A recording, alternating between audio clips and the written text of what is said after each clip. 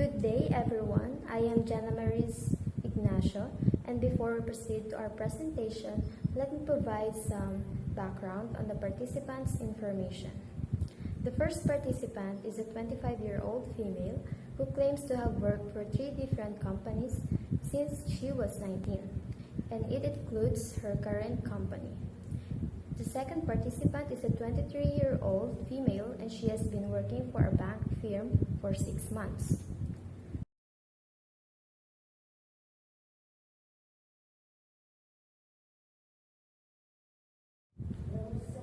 This is the letter of invitation that we sent to our participants, but unfortunately, we were unable to conduct the virtual interview due to lack of free time of the participants. So we decided to send them the questions through email. Participant 1. Question number 1. What are the major challenges being experienced by your company, and how do you think HR practitioners nowadays help in addressing those challenges? The answer. The major challenges of our company are employees are not very motivated to innovate in a fast-growing environment due to a lack of strategy and ideas to implement, as well as lack of a clear process on a specific proposal of innovation. HR can help by focusing on how to encourage employees to think strategically by providing effective seminars and trainings, as well as appreciating and rewarding employees' performance by understanding the needs of employees. They will be motivated to contribute and provide effective ideas on the objectives of the company. HR can help not only by their company but also in other companies and also sa mga employees. Malaking na itutulong ng HR dahil natutulungan sila or nabibigyan sila nito, especially yung mga employees ng maganda at maayos na training para ma-motivate and matuto sila kung ano yung mga dapat nilang matutunan. That's it. So for the number 2 question is, how do you think the human resources take care of the employees in the organization? So the employees' answer is, employees are a company's most valuable resource, and I think they place a greater priority on benefits, a pleasant and welcoming workplace environment, and by addressing the employees' concerns and recommendations, and also to have an effective approach to organizational complexity.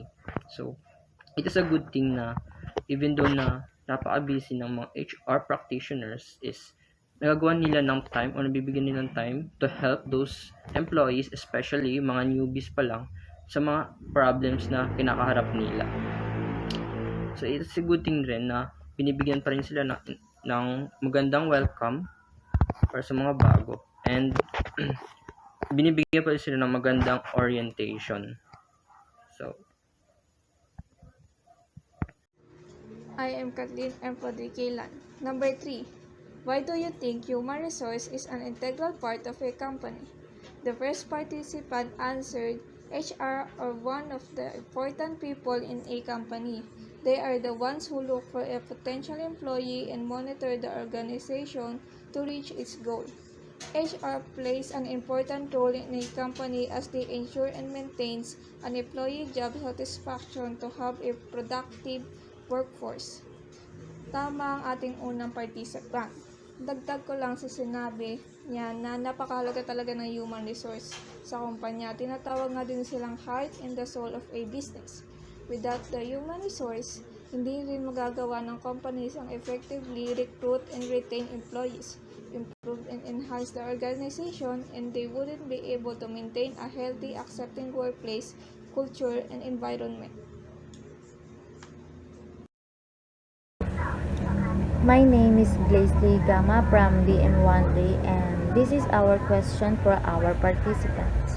What are the major challenges being experienced by your company, and how do you think HR practitioners nowadays help in addressing those challenges? And this is her answer. Being part of banking industry gives every employee a challenging situation and mostly having a hectic schedule. Each department may have different tasks to encounter, but the agility is what makes Union Bank at the top. Banking transaction continuous even on weekends. The HR department addresses these challenges as fast as they can. They had a broad scope of services, may it be job interviews, meetings, concern of co-employees, and administrative tasks and others. I have experienced a way everything this is well organized and well redirected. They work as a team and address work done by each employee to everyone in the team to be informed and avoid repetition. They acknowledge the work of everyone. So it's really hard to be an HR practitioner. Almost everything to do is assigned to them. But it is a good thing that in the case of our second participant, those in their HR department were quick to address the challenges. Because almost all of them had so much work to do and their jobs were also very difficult. According to participant 2, even though there is a lot of challenges they are encounter in their company, if the HR department addresses it, then masusolusyon nila agad ito. And sabi nga, kahit anong challenges na dumating sa isang company, ang pinaka-importante is that they are always at the top. Participant number 2. Question number 2. How do you think the human resources take care of the employees in the organization? The HR department entertains the concern of everyone. Maybe it be job interviews, meeting, concerns of co-employees, administrative tasks, and others. They provide guidelines on whatever concern each employee has and redirect them to the department or agency needed to accomplish their affairs. In short, HR department is have responsibility to those employees. So for question number 3, why do you think human resource is an integral part of a company? The interviewee answered that they have an integral role as they connect each department and it's their job to be knowledgeable with the skeletal structure of the company.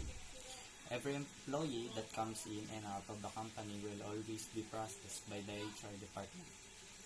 And anything concerning to each employee and administrative tiring tasks would fall under the HR departments. So, based on the answer of the interviewee that has been given, human resource management is an integral part of the company. Sila ang nagbibigay daan para mas mapabuti pa ang kanilang pagtatrabaho sa loob ng kanilang kumpanya at mabigyan pa ang kumpanya ng mas magandang kinabukasan.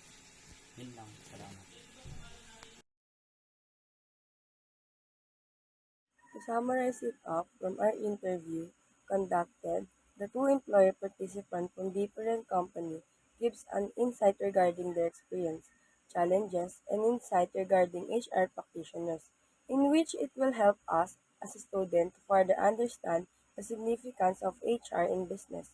That's all to our group. Thank you.